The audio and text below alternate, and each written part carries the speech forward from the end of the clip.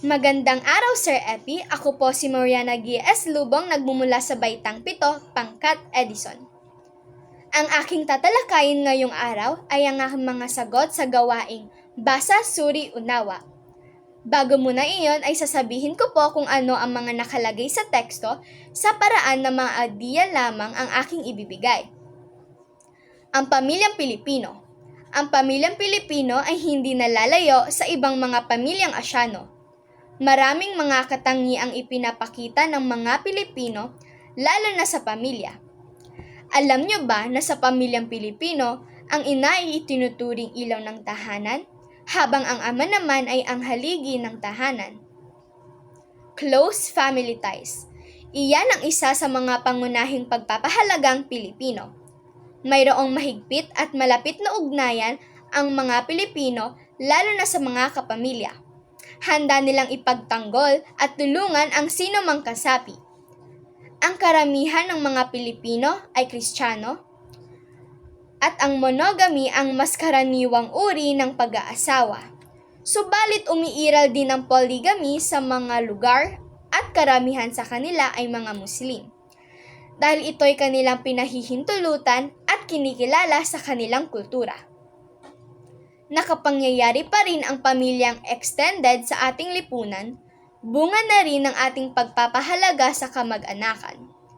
Ang pagiging extended ng ating pamilya ay nakatutulong din sa pagtutulungan sa kabuhayan ng mga kasapi nito.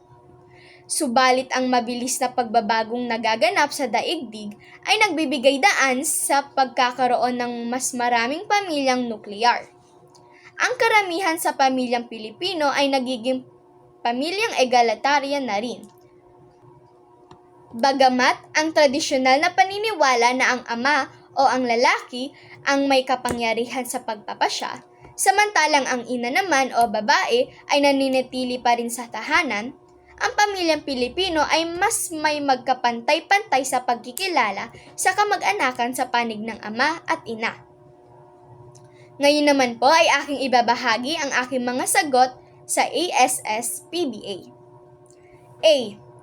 Ano-ano ang mga katangian ng pamilyang Pilipino batay sa teksto? Batay sa teksto, ang mga katangian ng mga pamilyang Pilipino ay ang pagiging malapit at mahigpit na ugnayan sa bawat membro ng pamilya o ang tinatawag na close family ties. Mayroon ding pagpapahalaga sa extended family o pinalawak na pamilya kung saan kabilang pa rin ang mga kamag-anak sa kanilang ugnayan. S. Ang itinuturing ilaw ng tahanan sa pamilyang Pilipino ay ang ina at ang haligi naman ay ang ama.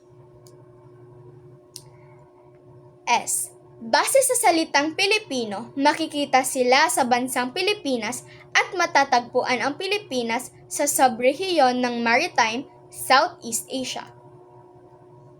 P. Masasabi na ang pamilyang Pilipino ay extended dahil kasama sa kanilang pamilya ang mga kamag-anak tulad ng lolo at lola, mga tiyo at mga tiya, hindi lamang ang magulang at mga anak. Magkaiba ito sa pamilyang nuklear na binubuo lamang ng mga magulang at ng mga anak. B. Labis ang pagpapahalaga ng mga Pilipino sa kanilang pamilya dahil sa malalim na close family ties at ang kahandaan nilang ipagtanggol ang isa't isa laban sa mga hamon mula sa labas ng pamilya. Mahalaga rin sa kanila ang kanyang pag-uugnayan at pagtutulungan ng mga miyembro ng pamilya kasama na ang extended family. At panghuli, ang aral sa tekstong binasa ay ang malaking pagpapahalaga at pagbibigay importansya ng mga Pilipino sa pamilya, kung saan mahalaga ang malapit na ugnayan, pagtutulungan at pagkakapantay-pantay ng mga miyembro sa loob ng tahanan. At dyan po nagtatapos ang aking presentasyon para sa ika-unang quarter. Maraming salamat po!